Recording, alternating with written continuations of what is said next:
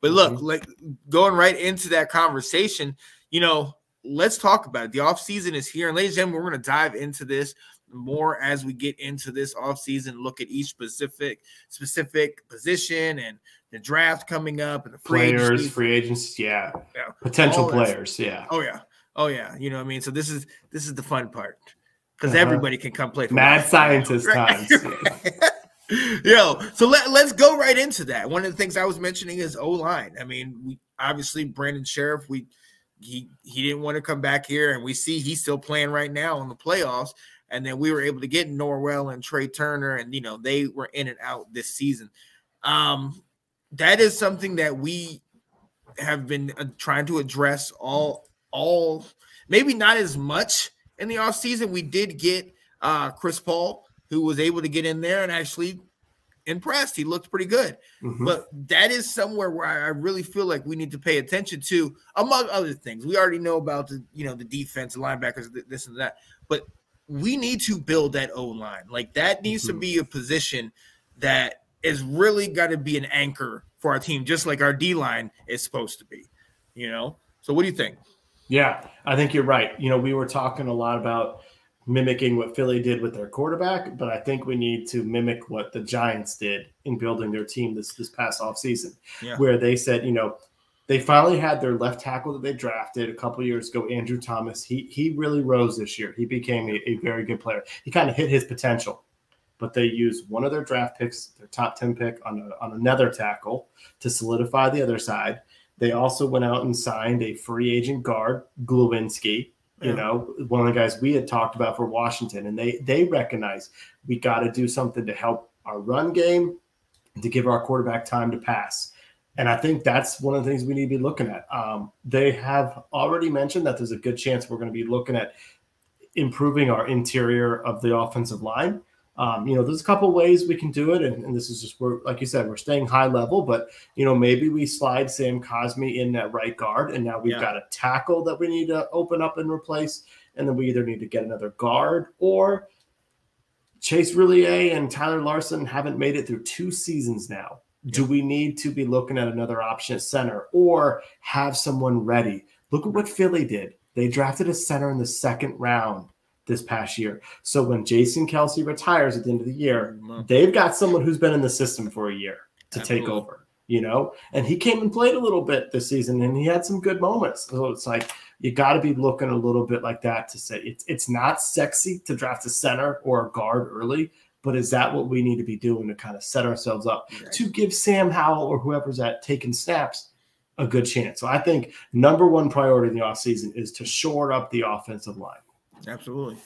I mean, another guy that's playing this weekend is Trent Williams, who obviously is well known as one of the best left tackle in the game. Obviously, we know his history with us, but we had him, and since then we have been searching, for that position that obviously, as we know, has been lifted as the position in the NFL, especially on that O-line. So that's something that we need to look at. And there are several guys that we can potentially kind of fit in there. But I mean, again, it has to go with our scheme and everything like that. But let's keep going from there.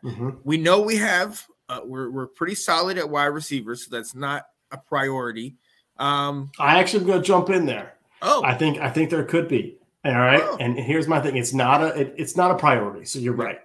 And we've got 3 receivers, but this is Curtis Samuel's last year on his contract. And unfortunately, we have not gotten production out of a 3rd-round pick. So I don't think we need to be going early with this, but I think we need somebody that's going to push De'Ami Brown to say, like, it's either this is your year to show us something, or we need someone else, because if any of those guys goes down, we do need production. So it could be someone that drafted in the 4th, the 5th, the 6th round, that type of stuff. But I think we need to give him some push a little bit. I like that idea. But he definitely does need to, because he is not that what we thought was number 3 last year and now number 4 this year. He's not, he's far down the list. And I was one that said once he gets his quarterback, Sam Howell, things would change up a little bit. And he's had opportunities. He's had bright spots, but he just cannot consistently stay on the field to get it done. But what about running back, since I didn't think wide receiver, but you said something there. But what do you think about running back? Like Gibson, is he? Obviously he got hurt midway through the season. I didn't even realize that he got hurt, but I did recognize that he was out later in the season. Is it time to move on from Gibson, or what are our thoughts going into the offseason on him? Yeah, it's a good question. I mean, his from a contract standpoint, he's valuable where he's at. And the fact that Brian Robinson admitted that he was really banged up towards the end of the season, going through his first full NFL season, having Gibbs, another running back like that around would be helpful.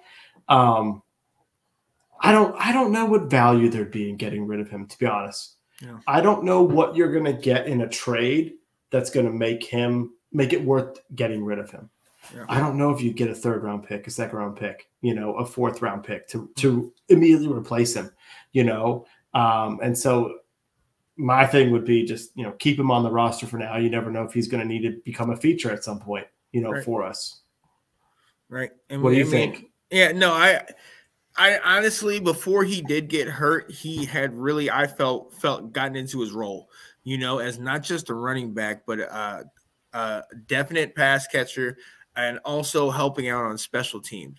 I thought he definitely extended and helped field position once he got in there and started returning kicks and whatnot. So that I just feel like with that, like his value before that, I would have been like, it's Russian roulette. It might be you, it might not be you, because you can't hold on to the ball. But since he's kind of gotten the confidence, and Brian Robinson being in there has definitely helped to lessen his load. So once we started moving Gibson around and getting him the ball more in space, you can see that he's definitely seemed more comfortable during the year. So I just feel like let's build on that. And with what you said, with Robinson saying that this, it's been a rough year, he was pretty banged up. He didn't even play a full season. You know what I mean? And then on top of that, you got to remember he still did get shot. So those parts that he gets shot, thankfully, they didn't hit a major artery or anything like that. But there are wounds there. They're still, had some kind of effect. And he grinded. He played a competitive, 10, 11 games since he was back. Yep. So, you really have to sit here and, take your hat off to him. But, he needs help. Mm-hmm. He absolutely does. There's a reason why the Nick Chubbs are able to last with their hard style of running, because you have a Kareem Hunt that can take a couple plays, 10 carries. 8 to 10 carries off, Well, it also makes you wonder, what do we need to do about J.D. McKissic? I don't know how much cap saving there really could be on there, going into this year. It might only be 1 or 2, maybe $3 million, but that could be allocated into, somewhere else. But this is the 2nd year in a row, and he's had like neck injuries. It's like, and most importantly, for his sake, it's what you and I have talked about. Like, there's not enough football for him. Yep. And this is where I kind of feel bad for him, though, because it's like, you could be in Buffalo right now. You could. We got pressured into re-signing him, and look what we did to him. I know. I feel for him, because but and we've talked about it. Honestly, his role has kind of become limited. He's now that we have Robinson, and the emergence of Robinson has pushed him down to number 3, but he always still had the fact that he can go out and slide up with wide receiver and then come into the backfield. But then once Curtis Samuel got healthy, he did that, and honestly, and McKissic just kind of faded away. Like, there was definitely times in the middle of the season I was like, have you seen McKissic? Like, I haven't. Right. Like, what? And remember, at one point he switched numbers with somebody, or he turned like 23. He became 23 this season. Yeah, you didn't know who he was. I was like, wait a minute, who's this guy? You know what I mean? So, honestly, that I feel for that guy, and with the injuries and everything, you wish the best for him, but I just do not know. Depending on Gibson, if Gibson leaves, maybe we can put him back. But even if you go to Gibson and McKissic, I like Gibson's size better. I like totally. Gibson can, do a little bit more for me. And the fact that he was a wide receiver, he does have more of a, experience in that position. So I think you can get what McKissic does in the draft and save yourself some money to put towards somebody else. Yeah. At this point, since we're not going to be relying on him as much as we once did, it's like you probably can get that. But I think our bigger areas of needs to fix and to shore up so they can become our strength is moving on the defensive side of the ball. Yeah. I think corner is a concern. And I keep hearing some of the journalists talk about depth. Man, I'm going more than depth. I'm going starter or future starter for us, because St. Juice has not finished the season now twice, 2 years in a row. So he is absolutely emerging as a player, but we can't get into a situation where we're trotting at Rashad Wild Goose and Christian Holmes at corner next year. We need to have another corner in there as a potential starter or third corner, but someone to kind of come in. I will say this is going to be a change. This may surprise you. I think Danny Johnson has earned a roster spot for next year. And if you remember my preseason clip getting so fired up when he got burned in the Baltimore game, he really did some things. And that's a credit to one of our coaches, Chris Harris, our secondary coach. He's getting some looks by teams to be their defensive coordinator. And one of the things they talked about is the emergence of St. Juice and Danny Johnson as two players that he has been teaching who have flashed on film. So, so I think Danny Johnson can be our dime, our fourth corner, but I need a third, and I need someone who can help us. And I would even take Christian Holmes battling somebody else. I would draft two corners in this draft, one earlier, one later, so that they can push each other too. More depth, I think, is necessary. Oh, absolutely, absolutely. And we were looking at some of those guys. I think it was Gordon out of Washington last year. We were looking to get him at corner, but we hindsight's 2020, but thankfully we got Jahan Dotson.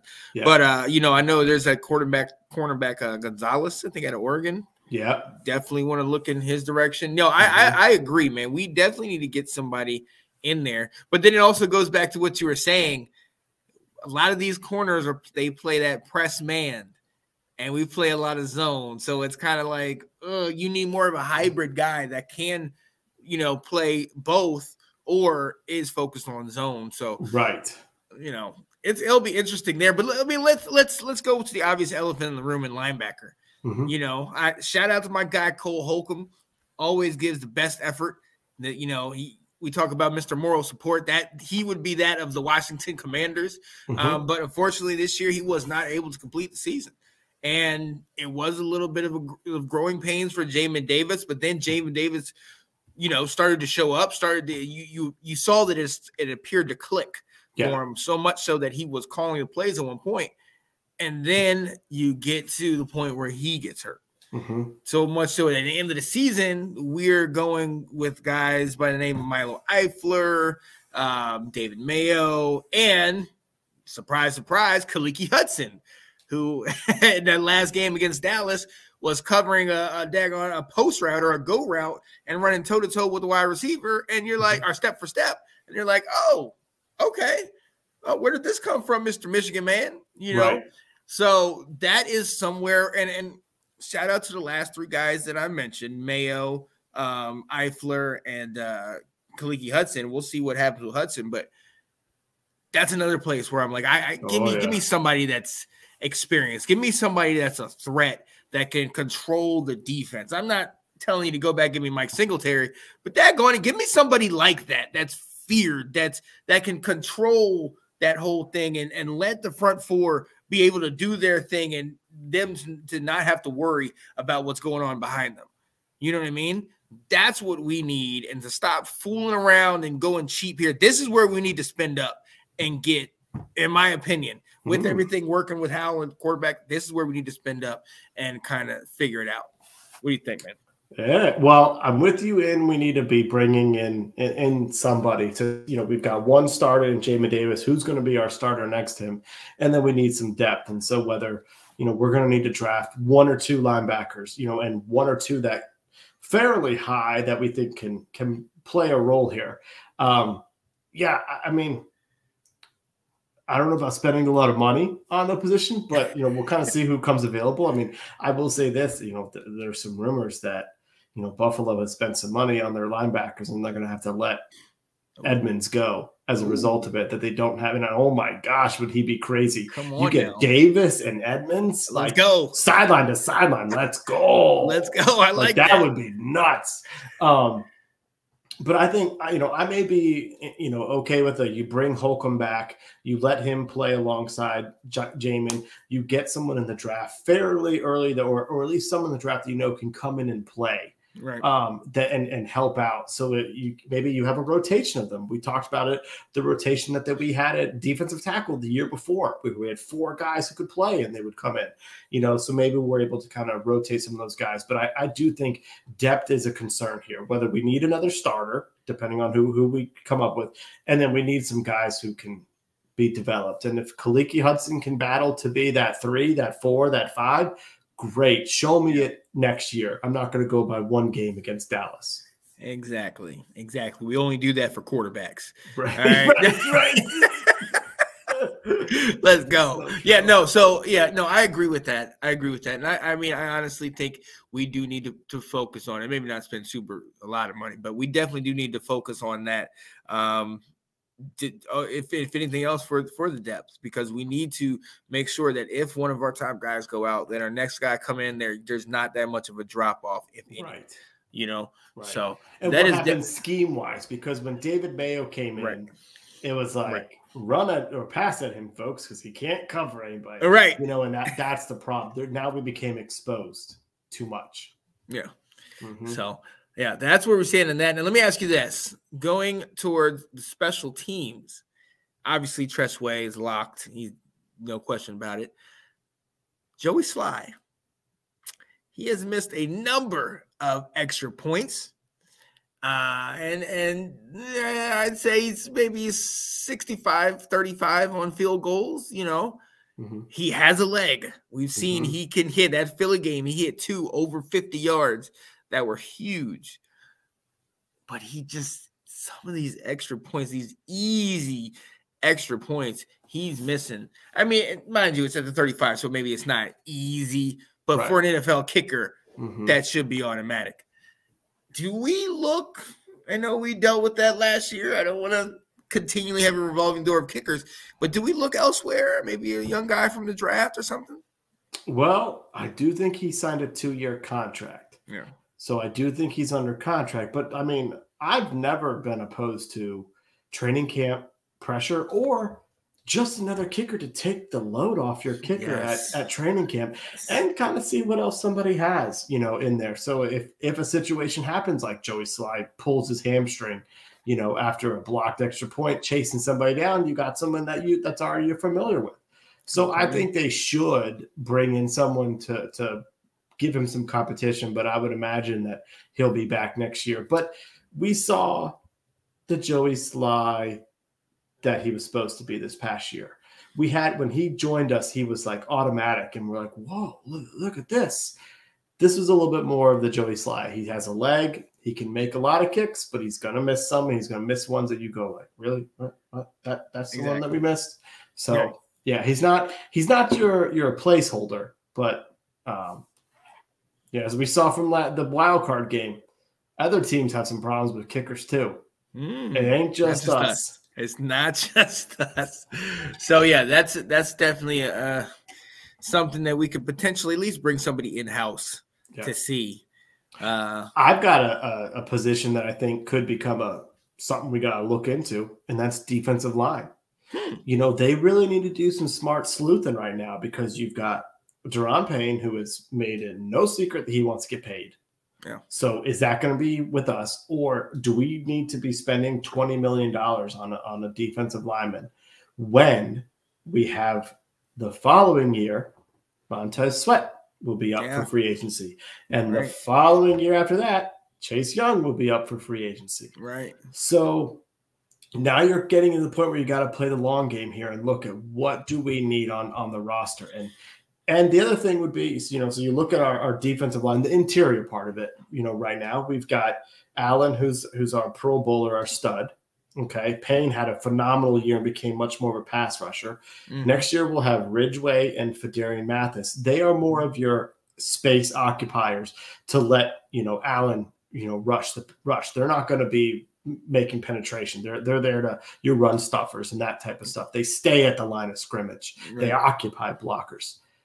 So do we need to be finding someone else to be that Jonathan Allen type penetrator? You know, knowing that it's like, is that something we need to be looking in the draft for, or is that something that, you know, I don't necessarily know if we have that in house, you know, so it's just more kind of when you're talking about depth, while it's, you know, we can name 3 guys that can play, losing some of that ability to pass rush and to penetrate is kind of important, you know, from the interiors we're finding. So that could be something I've got my eyes on. How do they handle that with Deron Payne?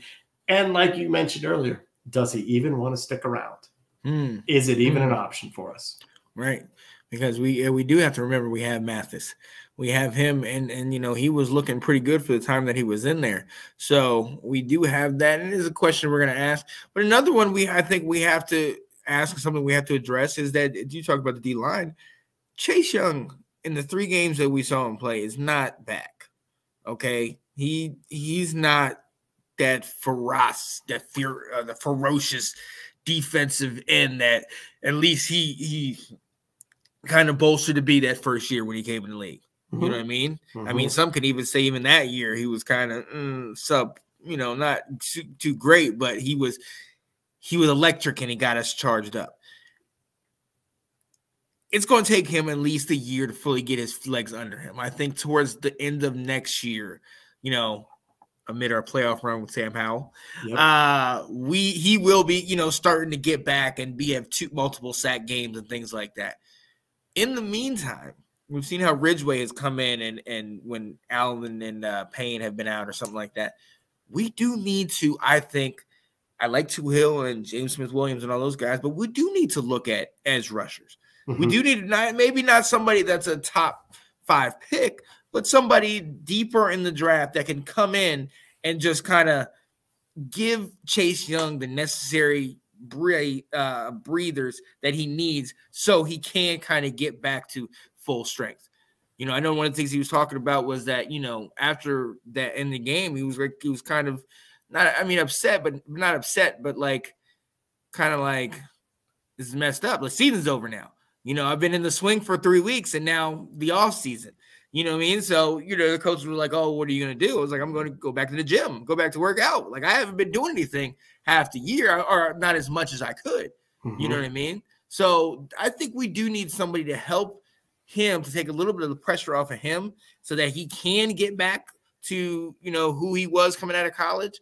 And then also it brings us that depth, or when he does eventually potentially go out, even if it's just nicked up, we do have somebody that maybe is a little bit higher than a Casey Tuhill and a James Williams and all those guys.